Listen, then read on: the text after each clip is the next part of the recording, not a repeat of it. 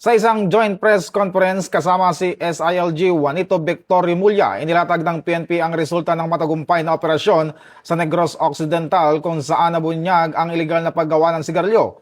Umabot sa 800 milyong piso ang kabuang halaga ng mga nakumpiska na kagamitan, produkto at materyales. 10 dayuhang sospek ang naaresto at kasalukuyang nasa kustodiya habang nagpapatuloy ang investigasyon laban sa iba pang sangkot. Dumalo rin sa naturang press conference si PNP Chief Police General Jose Melencio Nartates Jr.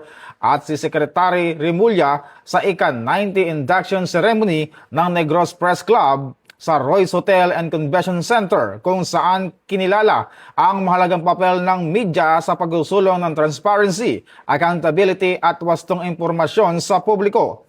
Ayon sa PNP, nakatuon ang kanilang mga hakbang sa ilalim ng PNP Focus Agenda na nagbibigay diin sa agresibong police operation, internal cleansing, pakikipag-ugnayan sa komunidad at kapakanan ng mga tauhan. Ito ang bagong PNP para sa bagong Pilipinas, serbisyong mabilis, tapat at nararamdaman.